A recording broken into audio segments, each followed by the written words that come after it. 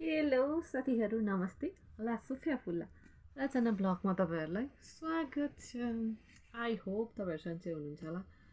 अन्त म पनि सन्चै नै छु है त साथीहरू।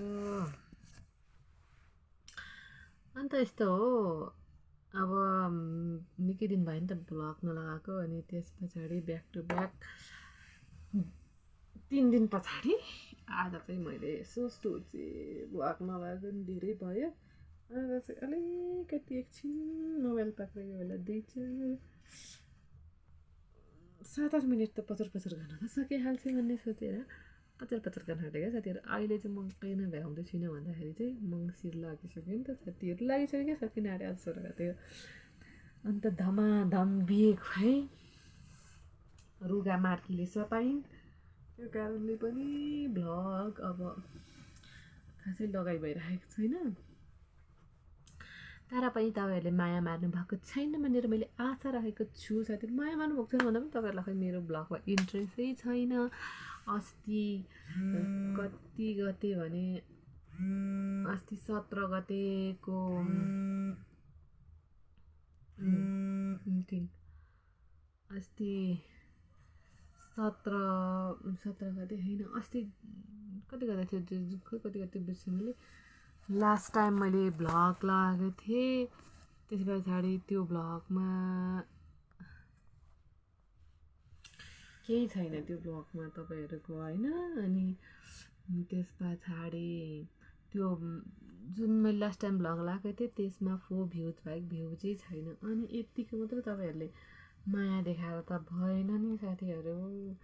अलिकति देखाउनु पऱ्यो, अलिकति इन्ट्रेस्ट देखाउनु पऱ्यो। अनि तपाईँहरूले इन्ट्रेस्टै नदेखाएपछि त मलाई नि भ्लग बनाउनु खासै जाँगर लाग्दैन है साथीहरू। त्यही भएर अहिले भ्लग कन्टिन्यू खासै आउन सकेको छैन। त्यो पनि हो, अनि एक त म भ्याउँदै पनि छुइनँ, त्यस्तो हो। त्यो कारणले पनि बाँकी कुराकानीहरू त्यस्तै छन् साथीहरू। मङ्सिर तपाईँहरूको कसरी जाँदैछ? मेरो त धमाधम बिहे खाएर जान्छ साथीहरू। यहाँ गाउँभित्र त खासै कसैको बिहे छैन, तर के अरे भन्छ यता वरपर गाउँदेखि वारिपारि, हाम्रो टोलदेखि वारिपारि चाहिँ छन् धेरै बिहे। यता हाम्रो टोलभित्र चाहिँ छैन भन्दा अब मेरो बहिनीकै 26 गते यसो गरौँ भनेर सोचेको, सिक्रेट तपाईँहरूले बताइदिएको नि, सरप्राइज। अन्त सानोतिनो त्यस्तो ठुलो होइन। अनि दाउरा साउरा काटिसक्यो, अब 26 गतिको बिहे भनेपछि त रेडी हुनुपर्ने हुन्छ। अनि फेरि बिहे ठुलै गर्नुभन्दा पनि अहिले कहिले बिहे हुने भएर त्यस्तो ठुलो होइन, सानो हो साथीहरू। अन्त तपाईँहरूलाई पनि एकदम हार्दिक निमन्त्रणा छ है त मेरो तर्फबाट। अब सुपारी पान सुपारी बिना भए पनि मनैबाट मनको पान सुपारीसँग तपाईँहरूलाई मेरो बहिनीको बिहेमा हार्दिक निमन्त्रणा गर्दछु है त साथीहरू। यही मङ्सिरको 26 गते आउनुहोस्, भोज खानुहोस्, खाना खानुहोस्, अनि मासु भात खानुहोस्, अन्त आशीर्वाद दिनुहोस्, रमाइलो गर्नुहोस्। त्यति नै भन्न चाहे। अरू त के भन्नु र, त्यस्तै नै छ साथीहरू। अब मेरो बहिनीको मेरोभन्दा अगाडि बिहे भयो, त्यही भएर मैले नै गर्नुपर्ने हुन्छ सबै कुरा। अब मेरो पहिला भएको भए त मेरो बहिनीले गर्नुपर्ने हुन्थ्यो होला, ठिकै छ। तर पनि आफ्नो आफ्नो गर्ने कुरो मलाई खुसी नै छ। म एकदम खुसीसँगै यो जिम्मेवारी लिन चाहन्छु, लिँदै पनि आएको छु अहिलेसम्म है त साथीहरू।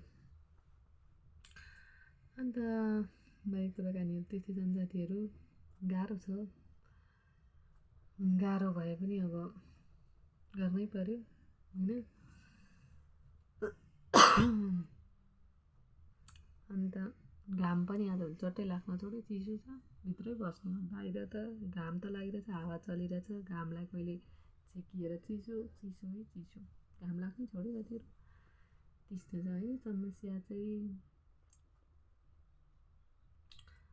अन्त ब्लग धेरै भयो नलगाएको, अनि यसो अलिअलि लगाइदिउँ भन्ने सोचेर आज मैले लगाइदिएको साथीहरू।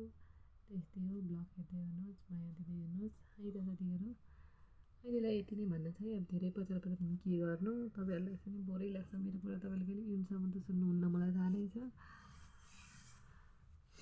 त्यही भए कुरा माया गर्दै गर्नु साथीहरू। सुन्दरता भनेको अनुहारबाट होइन मनबाट हुनुपर्छ साथीहरू, त्यही भएर ओके टाटा बाई बाई नमस्ते।